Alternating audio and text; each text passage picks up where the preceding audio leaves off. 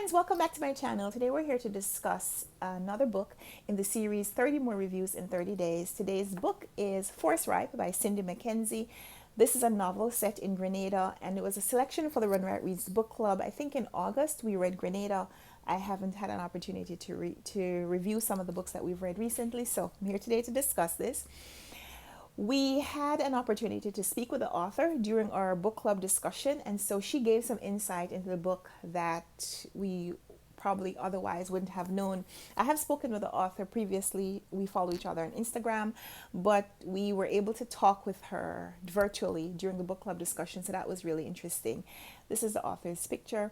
She is from Grenada. She lived in the United Kingdom briefly, and she's back in Grenada to live. She has written this work of autofiction. In this book, we're reading about a girl who's 3 years old when we meet her. Her name is Lee, and her mother has just migrated from Grenada. She's been living in another Caribbean country. She's gone there to seek opportunities that are not available in her home country. And so when the mother leaves, she leaves Lee and her older brother in the care of other family, extended family. I think it's her great-grandmother who's raising her. And so the story seems like it's centered on the experience of children who are left behind when their parents have gone away. But not quite, because Lee's father is present. So it's her mother that has left, at least initially. And Lee is left. And we see her in this home. She's being cared for by her great-grandmother, who has very negative attitudes towards Lee, which are balanced with the more positive reaction that she has to Lee's older brother. And so even in this home, in this family environment, we see some of the prejudice that Lee is going to face as she moves forward in her life.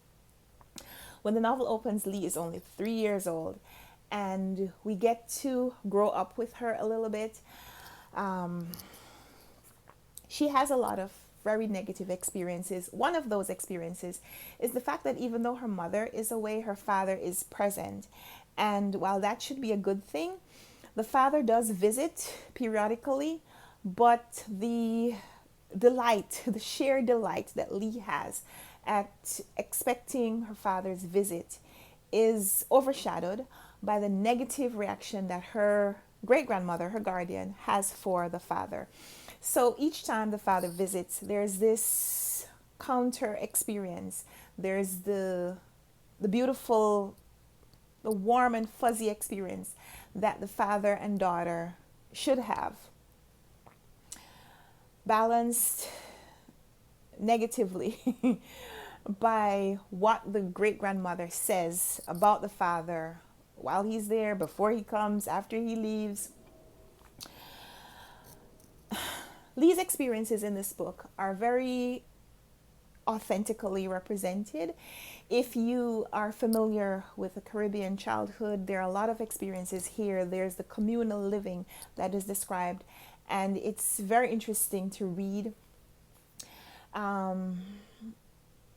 There are descriptions of, like I said, communal spirit, where children are being raised in a neighborhood, and not just their family, but other people, other adults will take care of them, other adults will feed them, other adults will tell them stories, that kind of thing.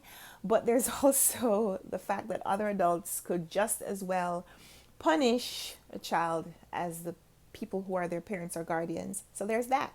So with almost every positive experience that Lee has in this book, there is an corresponding negative.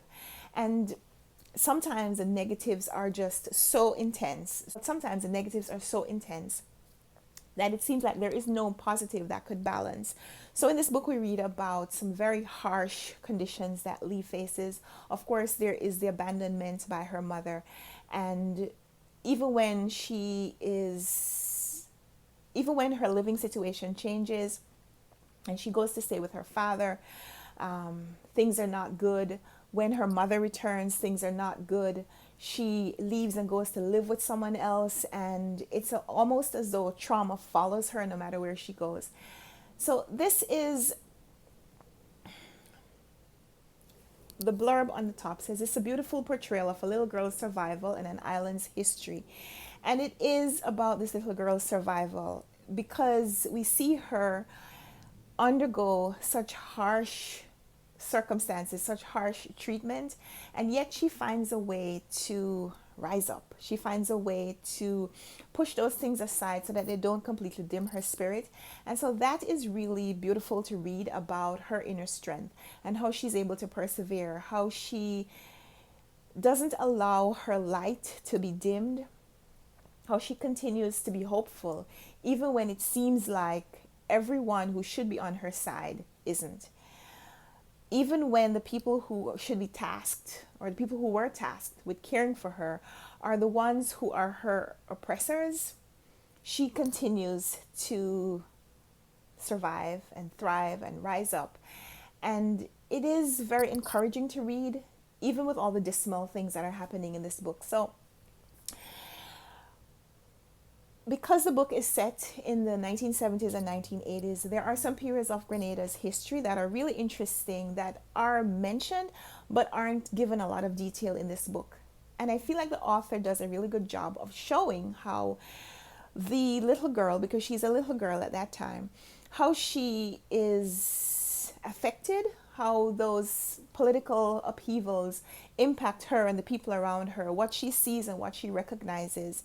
And even when there are things that are happening that affect her directly, like there is a section where it talks about the Rastafarian movement, how it has been evolving and what happens when family members get involved, and how their beliefs trickle down to the other members of their family, how their practices trickle down to the other members of their family.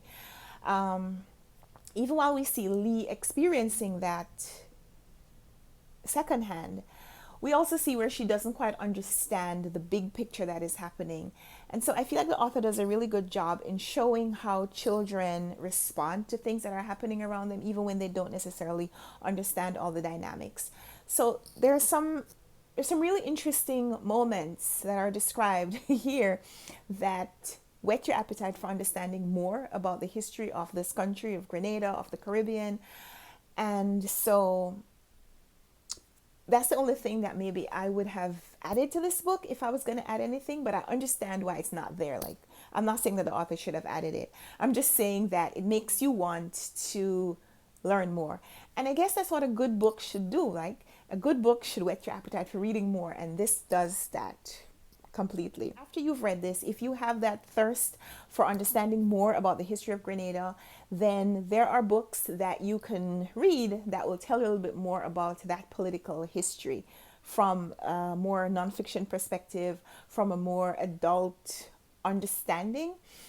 But this is a really good place to start if you want to see how those political things affected the individuals that were living in the country at that time. So we read Force Ripe by Cindy McKenzie. This is a novel that I recommended to the book club after I'd read it myself.